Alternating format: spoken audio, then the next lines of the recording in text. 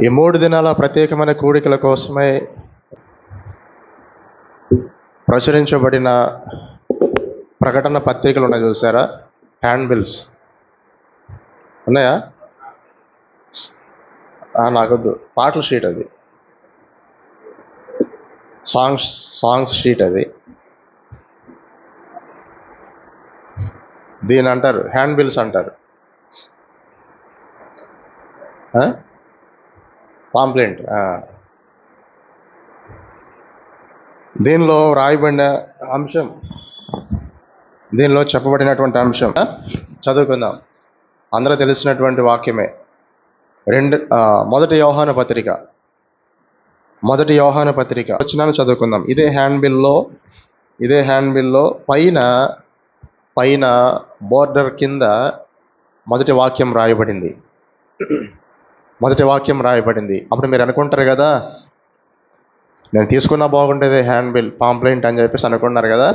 మరి తీసుకోలేదు కాబట్టి నేను చెప్పేస్తాను అందరి కోసము. ఏంటంటే ఆమోసు గ్రంథం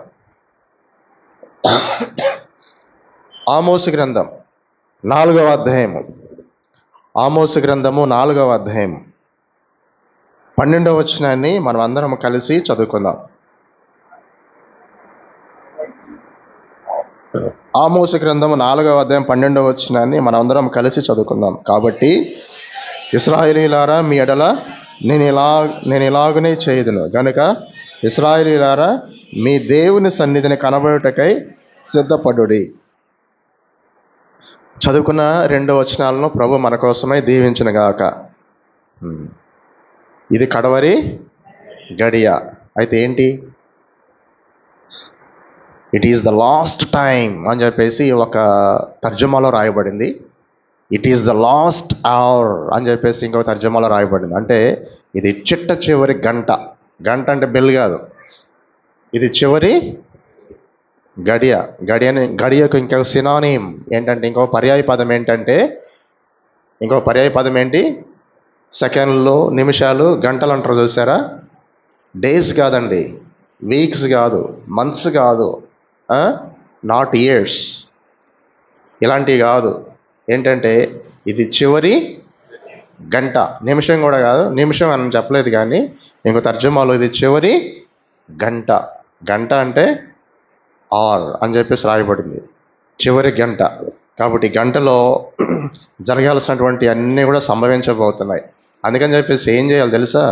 ఏం చేయాలంటే ఆమోసు 4:12లో, ఆమోసు గ్రంథం 4:12లో ఏంటంటే, ఇశ్రాయేలీయులారా, చెప్పండి, ఎవరంట? ఇశ్రాయేలీయులారా. ఎవరు చెప్తున్నారు ఈ మాట? దేవుడు ఎవరి చేత చెప్పిస్తున్నాడు? ఆమోసు చేత చెప్పిస్తున్నాడు. ఆమోసు కానీ హోషేయ కానీ విన్నారా? బైబిల్లో major prophets and minor prophets ఉన్నారు. చెప్పండి, బైబిల్లో major prophets and minor prophets ఉన్నారు. పెద్ద ప్రవక్తలు, చిన్న ప్రవక్తలు ఉన్నారు. ఒక ప్రవక్త ఎవరంటే ఆమోసు ప్రవక్త. యెషయా ప్రవక్త కావచ్చు, యెషయా ప్రవక్త, తర్వాత హోషేయ ప్రవక్త, ఇంకా ఆమోసు ప్రవక్త.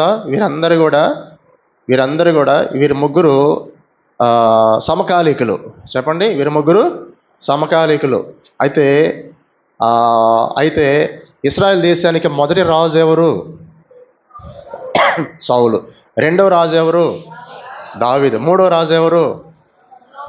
సొలొమోను. ఇంత సింపుల్గా అడుగుతావా మమ్మల్ని క్వశ్చన్స్ అని చెప్పి అనుకుంటున్నారా? అట్లానే ఉంటుంది. ఒకటవ రాజు ఎవరు?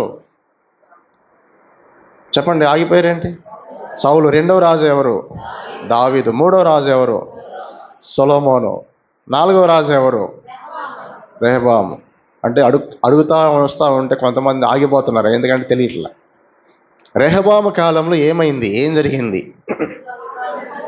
దేశం 2గా విభాగించబడింది. 10 గోత్రాలు ఒక పక్కన, 2 గోత్రాలు ఒక పక్కన. 10 గోత్రాలను కలిపి ఆ రాజ్యాన్ని ఏమంటారు? ఇశ్రాయేల్ రాజ్యం అంటారు. లేకపోతే దిక్కును బట్టి కనుక చూసినట్టుగైతే నార్థరన్ కంట్రీ అంటారు, అంటే ఉత్తర దేశం అంటారు, లేదా ఇశ్రాయేల్ రాజ్యం అంటారు. రైట్? 2 గోత్రాలను కలిపి ఏమంటారు? యోధా రాజ్యం అంటారు. 2 గోత్రాలు అంటే ఏమేమి గోత్రాలు? యోధా గోత్రము బెన్యామీను గోత్రం. దిక్కును బట్టి చూస్తే దాన్ని ఏం కంట్రీ అంటారు? సదరన్ కంట్రీ అంటారు. నార్థరన్ కంట్రీ యొక్క క్యాపిటల్ సిటీ ఏంటి? నార్థరన్ కంట్రీ యొక్క క్యాపిటల్ సిటీ ఏంటి? Northern country. ఆ కంట్రీ మొత్తము ఎట్లా ఉంటుందంటే నార్త్ సౌత్ పొజిషన్లో ఉంటుంది. 10 గోత్రాలు పైన, 2 గోత్రాలు కింద.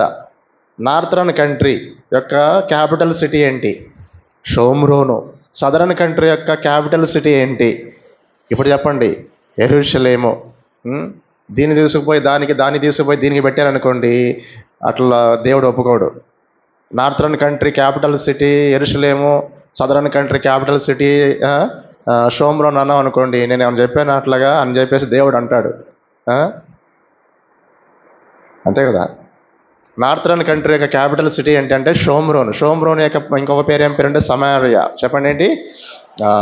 తర్వాత సదరన్ కంట్రీ యొక్క క్యాపిటల్ సిటీ ఏంటి? జెరూసలేం. అయితే ఇప్పుడు ఆమోసు దేని గురించి ప్రవచించాడు? ఇస్రాయేల్ని గురించి ప్రవచించాడు. ఇస్రాయేల్ దేశం గురించి ప్రవచించాడు. అయితే ఆ కాలంలో ఏం జరిగిందంటే, దేవుడు తన బిడ్డలైన వారికి, ఐగుప్తులో నుంచి తన బిడ్డలైన వారిని ఫస్ట్ టైం వారందరినీ తీసుకొని వచ్చి ఏం చేశారంటే, వారు డిసిప్లైన్గా, క్రమశిక్షణగా, దైవికమైన మార్గంలో జీవించాలి అనే ఉద్దేశంతో దేవుడు వారికి సీనాయి పర్వతం మీద మోషేకి ఏమిచ్చాడు? ధర్మశాస్త్రం ఇచ్చాడు. ఆ ధర్మశాస్త్రాన్ని అనుసరించి దేవుని ప్రజలు దేవుని యొక్క వాక్యాన్ని ఉపయోగించుకొని దేవునికి అనుగుణంగా వారు నడుచుకోవాలి. ఇలా నడుచుకునేటువంటి విధానంలో ఏ తరము వారు వచ్చినా కూడా అన్ని తరాల వారు అలాగనే దేవుని కొరకు జీవించాలి. ఒక కాలం వచ్చింది. ఆ కాలం ఏంటంటే రాజుల కాలం. చెప్పండి, ఏం కాలము? రాజుల కాలంలో కూడా దేవుని ప్రజలను పరిపాలన చేసే రాజులు కానీ ఆ పరిపాలనలో ఉండేటువంటి ప్రజలు కానీ అందరూ కూడా దేవుని యొక్క ధర్మశాస్త్రం అనుసరించి దేవుని మాట వినేసి ఏం చేయాలంటే విగ్రహాల జోలికి పోకుండా దేవుని సంతోషపెట్టేవారుగా జీవించాలనేదే దేవుని యొక్క ముఖ్యమైన ఉద్దేశం. అది ఆయన యొక్క ఎజెండా. కానీ దేవుని యొక్క ప్రజలు ఏం చేశారంటే దేవుని మాట వినకుండా ఏం చేశారంటే రాను నెమ్మదిగా దేవుని యొక్క వాక్యాన్ని పక్కన పెట్టేసి ఆయనకు విరోధంగా తప్పులు చేసి పాపం చేస్తూ వచ్చారు. పాపం చేసిన ప్రతిసారి దేవుడు తన ప్రజలను శిక్షిస్తూ వచ్చాడు. అయితే ఈ యొక్క పాపం చేసేటువంటి పద్ధతి అనేది దేవుని యొక్క ప్రజల జీవితాల్లో రాజుల కాలంలోకి వచ్చేసరికల్లా పీక్ లెవెల్కి వెళ్ళిపోయింది, తారాస్థాయికి వెళ్ళిపోయింది. దేవుడు ఊరుకుంటాడో ఏంటి? దేవుడు ఊరుకోడు. అందుకని చెప్పేసి ఏం చేశాడంటే కొంతమందిని దేవుడు శిక్షించాడు. చెప్పండి, ఏం చేశాడు? దేవుడు శిక్షించాడు. సొదొమ గొమొర్రా పట్టణాలను దేవుడు ఏ విధంగానైతే శిక్షించాడో ఆ విధంగా దేవుని బిడ్డలను కొంతమందిని శిక్షించి తీసి పడేస్తున్నాడు ఈ భూమి మీద నుండి. అయితే కొంతమందిని ఉంచాడు. కొంతమందిని ఉంచాడు. ఉంచితే వాళ్ళకు వార్నింగ్ ఇస్తున్నాడు. ఏంటంటే, ఇదిగో మీరు నా మాట వినలేదు కాబట్టి మీలో కొంతమంది నేను తీసేశాను, వారి భూమి మీద నుండి లేరు. అది మీలో కొంతమంది ఉన్నారు కాబట్టి రెమనెంట్ పీపుల్ అంటారు, అంటే శేషం ఉంటారు. కాబట్టి మీరు ఏం చేయాలంటే నా సన్నిధిలో ఉండాలి. చెప్పండి, ఎక్కడ ఉండాలి? నా సన్నిధిలో ఉండాలి. చూద్దాం రండి. ఆమోసు గ్రంథము 4వ అధ్యాయంలో ఈ మాట చెప్పబడుతూ వచ్చింది. ఆమోసు గ్రంథం 4వ అధ్యాయం 11వ వచనాన్ని చదువుకుందామా? ఆమోసు గ్రంథం 4వ అధ్యాయం 11వ వచనం. దేవుడు సొదొమ గొమొర్రాలను బోర్లు దోసి నాశనము చేసినట్లు నేను మీలో కొందరిని నాశనము చేయగా, మీరు నాశనం చేశాడు. కొంతమంది నాశనం చేశాడు. కొంతమంది ఉన్నారు. ఆ ఉన్న వారిని గురించి ఏమని మాట్లాడుతున్నాడంటే, మంటలో నుండి తీయబడిన కొరువులైనట్టు తప్పించుకుంటిరి. చెప్పండి, ఎక్కడి నుంచి తప్పించుకున్నారంట? మంటలో నుండి తీయబడిన కొరువులో నుండి. It is the last hour అని చెప్పేసి దేవుని వాక్యం రాయబడుతూ వచ్చింది. ఇప్పటికీ భూప్రపంచంలో కరోనా ద్వారానో, లేకపోతే న్యాచురల్ కెలామిటీస్ ద్వారానో, లేకపోతే డిజాస్టర్స్ ద్వారానో, ఆయా రకాలుగా హార్ట్ అటాక్స్ ద్వారానో, లేకపోతే అనేక రకాలుగా తర్వాత సూసైడ్స్ ద్వారానో ఈ లోకంలో చాలా మంది ఈ భూమి మీద ఈ రోజు లేరు. కానీ కొంతమంది ఉన్నారు. ఆ కొంతమంది అనే బ్యాచ్లో నువ్వు కూడా ఉన్నావు. అయితే వేర్ ఆర్ యు నౌ? ఎక్కడున్నావు అనేది ఇంపార్టెంట్. ఎక్కడున్నావు? ఉన్నానులే ఏదో ఒక చోట అని అంటాం కాదు. దేవునితో చెప్పాలి. దేవుడు ఏం కోరుకుంటున్నాడంటే, అయ్యా నేను ఎక్కడ ఉండాలో చెప్పు అని అంటే దేవుడు చెప్తున్నాడు, నా ఎగ్జిస్టెన్స్లో ఉండాలి. చెప్పండి, ఎక్కడ ఉండాలి? నా యొక్క ఉనికిలో ఉండాలి. నేను ఎక్కడైతే ఉంటానో అక్కడ ఉండాలి. That means that is God, the presence of God. దాన్ని ఏమంటారంటే దేవుని యొక్క సన్నిధి అంటారు. చెప్పండి, ఏమంటారు? దేవుని యొక్క సన్నిధి అంటారు. ఈ విధంగా నువ్వు దేవుని యొక్క మీటింగ్కి వచ్చావంటే, దేవుని యొక్క ఈ మీటింగ్కి, ఈ హాల్లోనికి నువ్వు వచ్చావంటే, నువ్వు నాకు కనిపిస్తున్నావంటే నీ సన్నిధి ఉంది. నీ పర్సనల్ ప్రజెన్స్ అనేది ఇక్కడ ఉంది. నువ్వు ప్రజెంట్ అయినావు అంటే, నువ్వు ఇక్కడ ఉన్నావు అంటే నీ ప్రజెన్స్ని నువ్వు ఇక్కడ ఉంచుకున్నావు కాబట్టి నేను మిమ్మల్ని చూడగలుగుతున్నాను. అయితే దేవుని యొక్క సన్నిధి అనేది చాలా ప్రాముఖ్యమైంది. ఇప్పటికే ప్రపంచంలో చాలా మంది ఈ లోకాన్ని ముగించుకొని వెళ్ళిపోతూ వచ్చారు. అయితే లైవ్లో ఇప్పుడు మనం ఉన్నాము కదా. మనం ఉంటే ఇప్పుడు మనం ఏం చేయాలంటే, మనం ప్రతి ఒక్కరము దేవుడు చెప్పినటువంటి సేఫ్ జోన్లో మనం ఉండాలి. ఆ సేఫ్ జోన్ ఏం పేరంటే ద ప్రజెన్స్ ఆఫ్ గాడ్. దేవుని యొక్క సన్నిధి. దేవుడు ఇచ్చటే ఉన్నాడు కాబట్టి నేను ఆయన నీడలో ఉంటాను, నేను ఆయన సన్నిధిలో ఉంటాను. కరెంట్ పోయినా పర్వాలేదు, నేను చెప్పేస్తాను ఉంటాను, మీరు ఉంటానే ఉండాలి. This is the serious matter towards everyone. ఇప్పుడు చెప్పండి, మనం అందరం ఎక్కడ ఉండాలి? దేవుని సన్నిధిలో ఉండాలి. ఉందామా వద్దా? ఉందామనేది మన డెసిషన్గా ఉండాలి. పర్సనల్గా, ఫ్యామిలీ మెంబర్స్ ఎంతమంది అయితే ఉంటారో వాళ్ళందరూ, తర్వాత వ్యక్తిగతంగా ప్రతి ఒక్కరూ చెప్పగలిగి ఉండాలి. యాక్యురేట్గా, ఖచ్చితంగా చెప్పగలిగి ఉండాలి. నేను దేవుని సన్నిధిలో ఉన్న ఎక్స్పీరియన్స్ని నేను సాక్షాత్ యేసు ప్రభు ద్వారా నేను సంపాదించుకున్నాను అన్నయ్య అన్నట్టుగా ఉండాలి. చెప్పండి, ఎక్కడ ఉండాలి మనం? దేవుని సన్నిధిలో నేను ఉన్నాను అనేటువంటి జీవితం నాకు వచ్చింది, నాకు ఇవ్వబడింది, ప్రభు నాకు ఇచ్చాడు అనేటువంటి ఒక అద్భుతమైన వండర్ఫుల్ ఎక్స్పీరియన్స్ని మనం కలిగి ఉండాలి. అలాంటి వాళ్ళు ధన్యులు. అలాంటి వారికి ఏముండదంటే మంటలు ఉండవండి. చెప్పండి, ఏముండవు?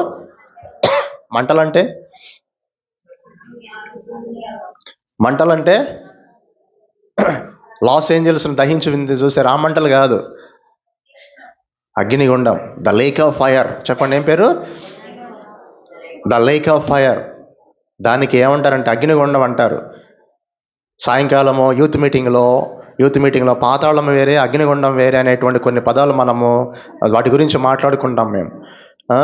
సమయం లేదు కాబట్టి అన్నీ చర్చించుకోవడానికి టైం లేదు కాబట్టి అల్టిమేట్లీ డెస్టినేషన్ ఏంటంటే, దేవుని సన్నిధిలో ఎవరైతే నిలబడరో, దేవుని సన్నిధిలో ఎవరైతే ఉండరో అలాంటి వారి యొక్క అల్టిమేట్లీ డెస్టినేషన్ ఏంటంటే ద లేక్ ఆఫ్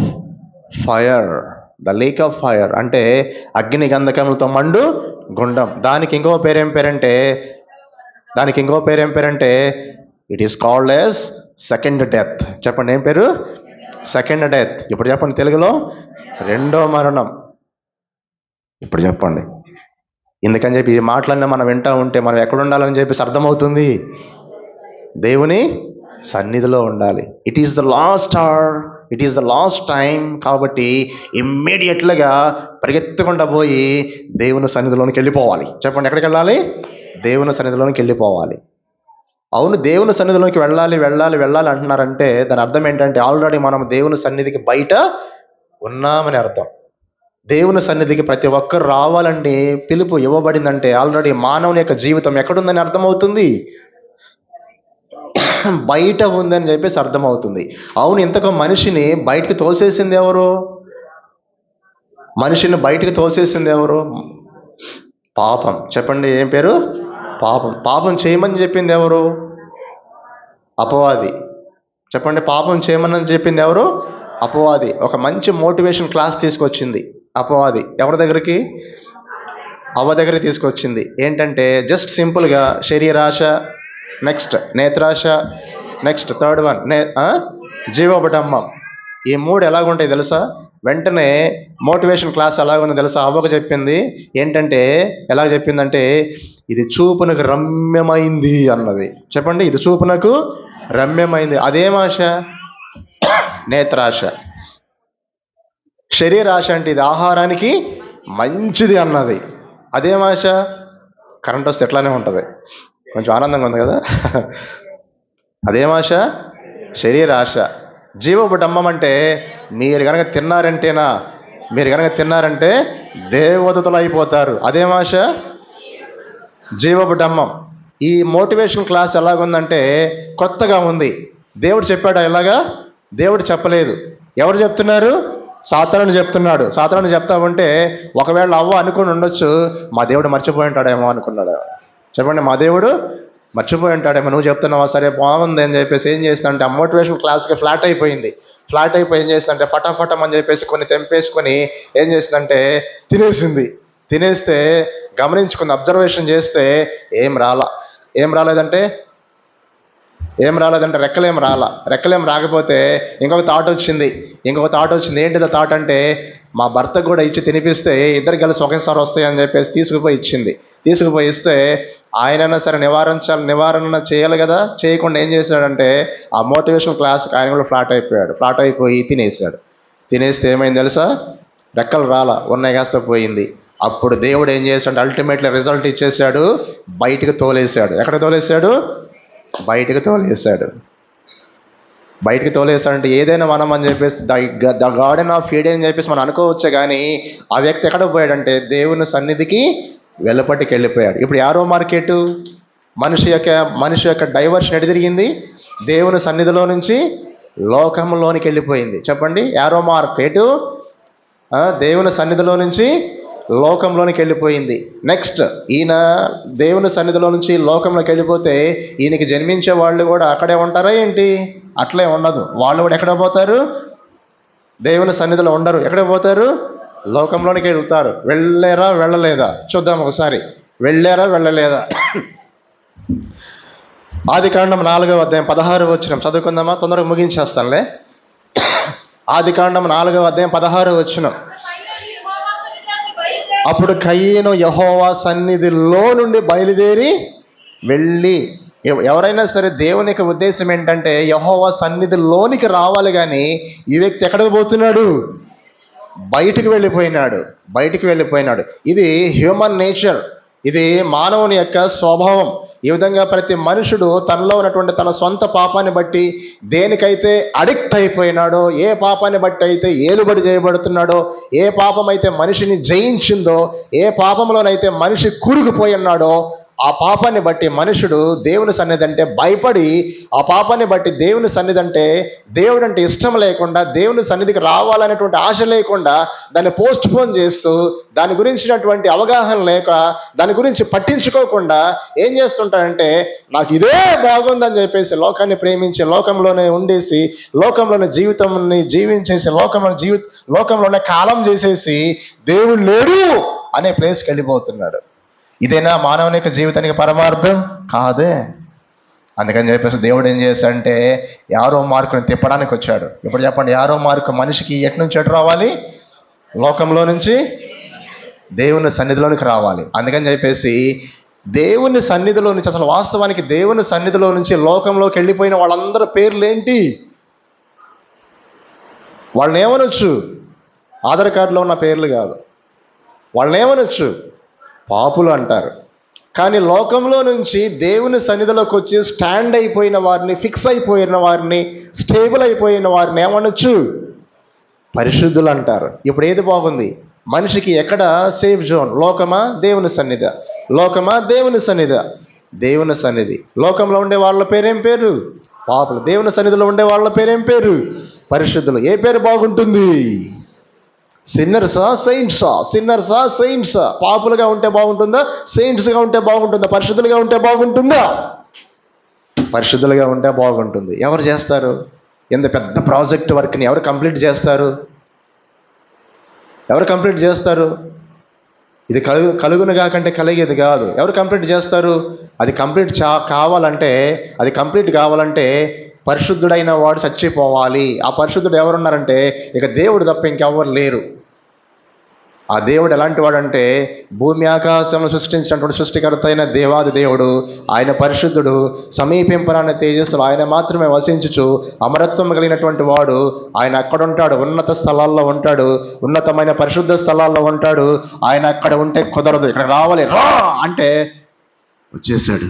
ఎప్పుడు వచ్చాడంటే 2025 సంవత్సరాల క్రితము వచ్చేసాడు. వాక్యం ప్రకారంగా చూసుకుంటే గలతీ 4:4 ప్రకారంగా కాలము పరిపూర్ణమైనప్పుడు దేవుడు తన సొంత కుమారుని పంపెను. కాలము పరిపూర్ణమైనప్పుడు దేవుడు తన సొంత కుమారుని పంపెను.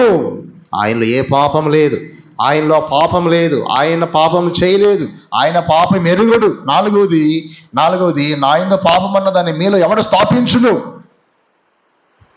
అలాంటి వాడు పరిశుద్ధుడు. ఆ పరిశుద్ధుడైనటువంటి వాడు ఏం చేశాడంటే సిలువలో ప్రతి ఒక్కరి కొరకు ఆయన ఏం చేశాడంటే అందరి పాపాన్ని ఆయనే మోసాడు.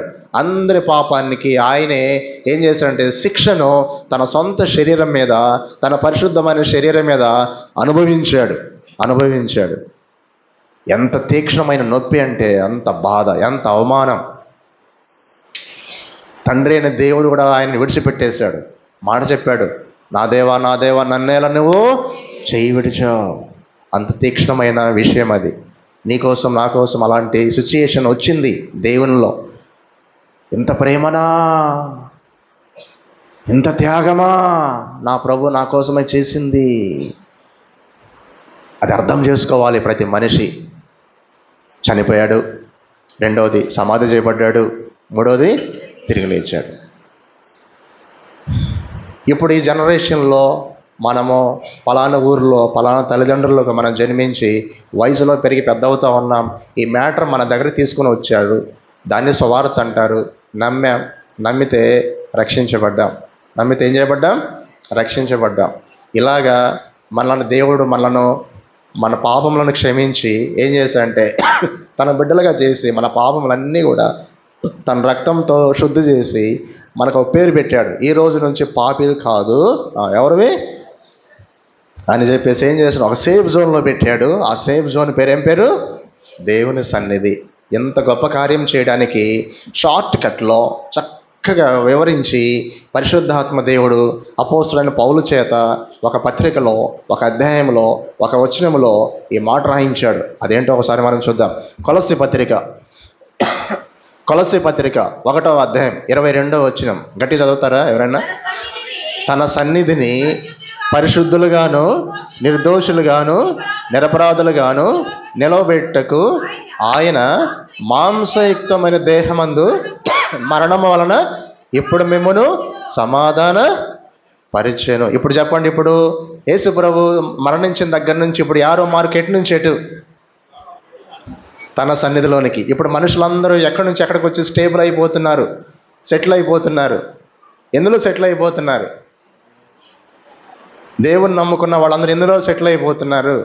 ఎందులో స్టాండ్ అయిపోతున్నారు? ఎందులో నిలబడుతున్నారు? ఎందులో ఫిక్స్ అయిపోతున్నారు? చెప్పండి, ఎందులో? దేవుని సన్నిధిలో. ఇలాంటి అనుభవం నీకుందా? పదే గుర్తు చేయబడుతుంది. It is the last hour, it is the last time. ఇది చివరి గడియ. దేవుని సన్నిధిలోకి వచ్చి స్టేబుల్ అయిపో, దేవుని సన్నిధిలోకి వచ్చి సెటిల్ అయిపో, దేవుని సన్నిధిలోకి వచ్చి స్టాండ్ అయిపో. చేసుకున్న తీర్మానమే చేసుకోవాలి, చక్కని తీర్మానం చేసుకోవాలి, ఇష్టపడి చేసుకోవాలి, హానెస్ట్గా చేసుకోవాలి, నిజాయితీగా చేసుకోవాలి, పశ్చాత్తాపడి దేవుని అడగాలి. యేసయ్య, పాపినైన నేను సావాలి కానీ, నేను శిక్షించబడాలి కానీ, నాకు బదులుగా నువ్వు శిక్షించబడ్డావే అనేది ఒకసారి గుర్తు చేసుకోవాలి, తలపోసుకోవాలి. అప్పుడు నిజమైన దుఃఖం వస్తుంది. ఆ దుఃఖం పేరు ఏం పేరంటే దైవ చిత్తానుసారమైన దుఃఖము. అల్లటప్పగా తీర్మానం అంటే అల్లటప్పగా ఉండకూడదండి, ఆషామేషగా ఉండకూడదు, లైట్గా ఉండకూడదు, చాలా సీరియస్గా తీసుకోవాలి. వాక్యం చెప్పి గంభీరంగా చెప్పి అరిసి చెప్పేసి లాస్ట్కి వచ్చేసరికి ఆల్టర్ కాల్ ఇచ్చేటప్పుడు తీర్మానం చేసుకోండి అంటే ఏదో తీర్మానం చేసుకోమన్నారులే అని చెప్పేసి లైట్గా ప్లెయిన్గా తీర్మానం చేసుకోవడం కాదు. అర్థం చేసుకొని ఖచ్చితంగా దేవునితో కాంటాక్ట్ అయిపోయి ప్రేయర్లో, ప్రార్థనలో దేవునితో కాంటాక్ట్ అయిపోయి పశ్చాత్తాపడి నువ్వు ఎంత పశ్చాత్తాపడతావో అంత సమకూర్చబడతావు, ఎంత పశ్చాత్తాపడతావో అంతగా దేవునిలో నువ్వు స్థిరపరచబడతావు. అది కావాలి. అలాగే ఎవరైతే పశ్చాత్తాపడి నిజమైనటువంటి తీర్మానం ఎవరైతే చేసేవారుగా ఉంటారో అలాంటి వారందరూ వచ్చి ఎక్కడ సెటిల్ అయిపోతారంటే దేవుని సన్నిధిలో సెటిల్ అయిపోతారు. అందుకని చెప్పేసి ఓ ఇశ్రాయేలీయులారా, చాలా మందిని ఇప్పుడు తీసేసాము, నా మాట విన్న వాళ్ళందరినీ తీసేసాను, నేను చంపేశాను, సొదొమ గొమొర్రా పట్టణాలు నాశనం చేసినట్టు నాశనం చేశాను, అయితే కొంతమందిని ఉంచాను, మంటలో నుంచి తీయబడిన కొరువు వల్లే మీరు ఉన్నారు కాబట్టి మీరు కూడా అలాగే జీవించకుండా నా సన్నిధిలో కనబడండి అని చెప్పేసి దేవునికి పిలిపించినట్టుగానే ఈ జనరేషన్లో, ఈ ఏఐ టెక్నాలజీ ఉన్నటువంటి ఈ జనరేషన్లో ఉన్నటువంటి ప్రతి మనిషిని కూడా దేవుడు సువార్త ద్వారా ఆహ్వానిస్తున్నాడు, పిలుస్తున్నాడు. పిలిచినప్పుడు ఏం చేయాలంటే అర్థం చేసుకొని అందరు కలిసి దేవుని యొక్క సన్నిధిలోకి వచ్చేసి సెటిల్ అయిపోవాలి. నేను ఎప్పుడో రక్షించబడ్డాను, నేను ఎప్పుడో బ్యాప్టిజం తీసుకున్నాను అంటే నువ్వేం చేస్తున్నావు? ఇప్పుడు దేవుని సన్నిధిలో ఉండి ఇష్టానుసారంగా జీవిస్తున్నావో అది కూడా డేంజరే. ఇప్పటికే లోకంలో ఉన్న మనల్ని దేవుని సన్నిధిలో తీసుకొని రావడానికి ఎంతో క్రయం చెల్లించాడు. ఇప్పుడు నేను దేవుని నమ్ముకున్నాను, దేవుని సన్నిధిలో ఉన్నానని చెప్పుకుంటూ కూడా దేవుని కొరకు ఆషామాషగా జీవించామనుకోండి, అప్పుడు యేసు ప్రభు నీ కోసం రెండోసారి సిలువ వేయబడడు, లెక్కడుగుతాడు. ఏం చెప్తాం? ఇప్పుడే జవాబు లేకపోతే ఆయన వచ్చి డైరెక్ట్గా అడిగితే ఇంకేం చెప్తాం? చెప్పలేం. అందుకని చెప్పేసి కలిగిన రక్షణను గట్టిగా పట్టుకొని సంఘంలో మనం ఏ స్థాయిలో ఉన్నా, ఏ పొజిషన్లో ఉన్నా, సంఘంలో ఏ బాధ్యతలో ఉన్నా సరే దైవికమైన విధానంలో మనం జీవించినట్లయితే దేవుని సన్నిధిని ఫుల్ ఫ్లెడ్జెడ్గా అనుభవిస్తాం. చెప్పండి, దేవుని సన్నిధిని ఏం చేస్తాం? సంపూర్ణమైన విధానంలో మనం దాన్ని దేవుని సన్నిధిని అనుభవిస్తాం. నాలో దేవుడున్నాడు, దేవునిలో నేనున్నాను అనేటువంటి అనుభవము ఆ దేవుని సన్నిధిని అనుభవిస్తాం. ఇంతకు దేవుని సన్నిధిలో ఏమేమి ఉంటాయి? దేవుని సన్నిధిలో ఏమేమి ఉంటాయి? వరుస పెట్టేసి మొత్తం నంబరింగ్ ఇచ్చకుండా చెప్పేసి ముగించేద్దాం. ఇదే ఫ్యామిలీ ప్రేయర్ అనేది రైట్, అదేలే.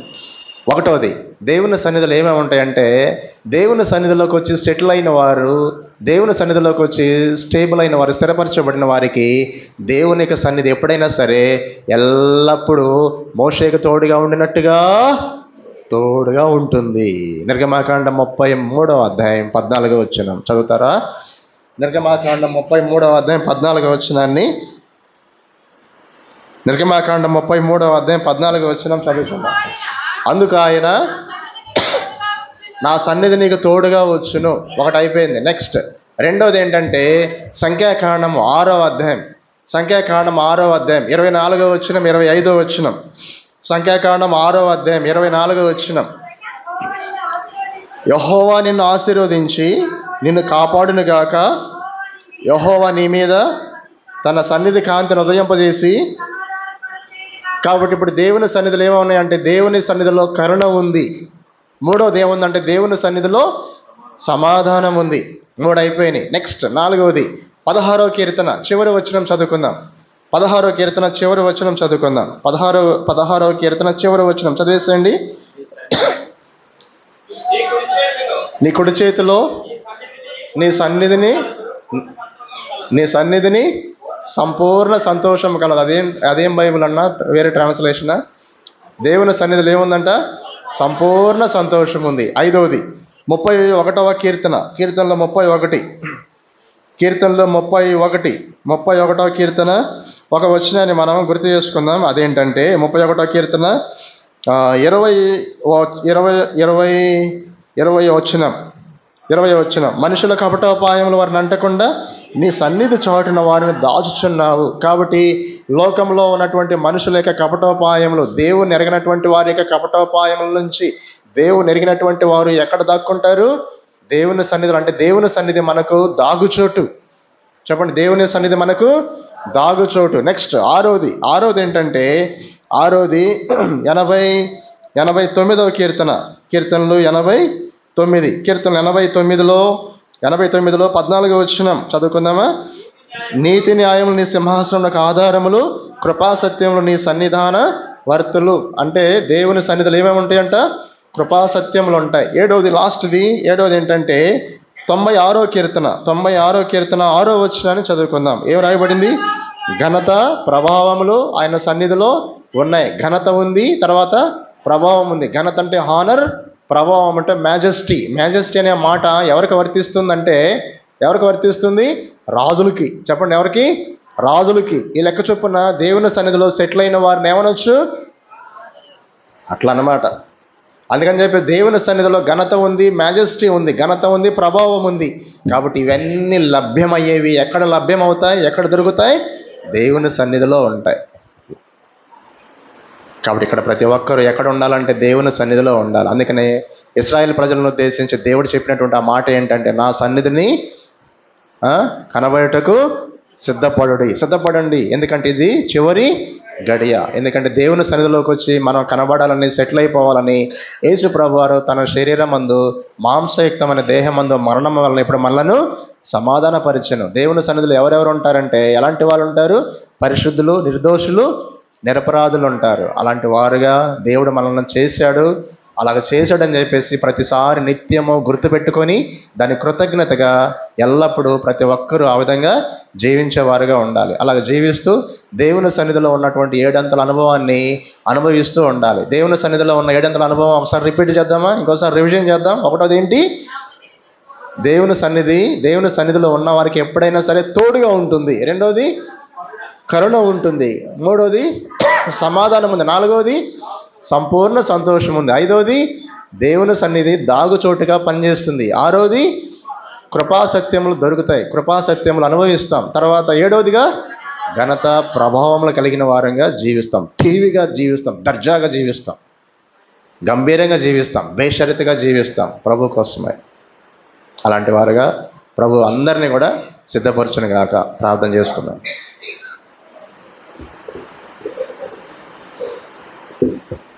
ప్రార్థన. కళ్ళు మూసుకొని ప్రార్థన చేసుకుందాం.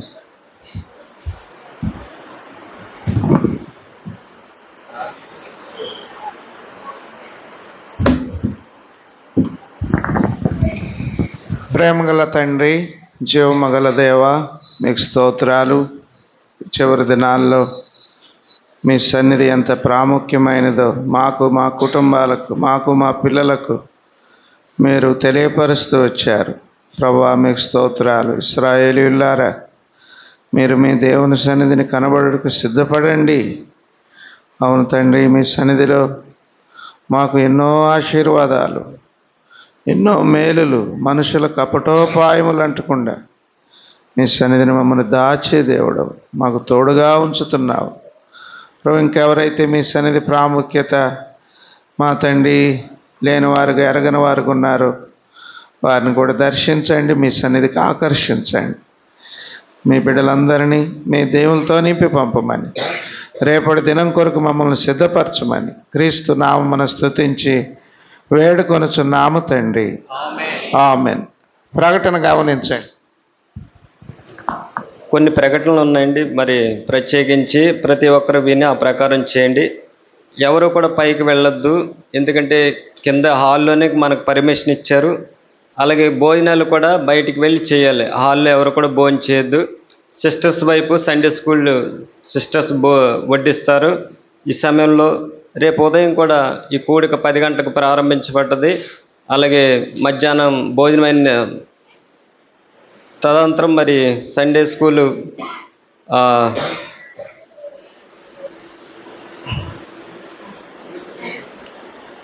సిస్టర్స్ మీటింగ్ ఉంటుంది.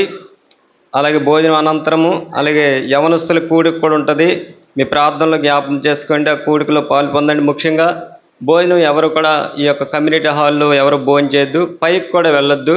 అలాగే వెనక వైపు బ్రదర్స్ కొరకు బాత్రూమ్స్ ఏర్పాటు చేయబడ్డాయి. అందులో ట్యాప్లు ఏమి నీళ్ళు రావట్లేదు, ప్రతి ఒక్కరు కూడా డ్రమ్లో నీళ్ళు ఉపయోగించండి. సిస్టర్స్కి మాత్రం బేతనీయ ప్రార్థన మందిర్లో బాత్రూమ్లు ఏర్పాటు చేయబడ్డా, అక్కడ ఉపయోగించుకోండి. మరి ఈ సమయంలో కొద్దిగా ఆలస్యమైంది ఏమనుకోవద్దు దయచేసి. ఏంటి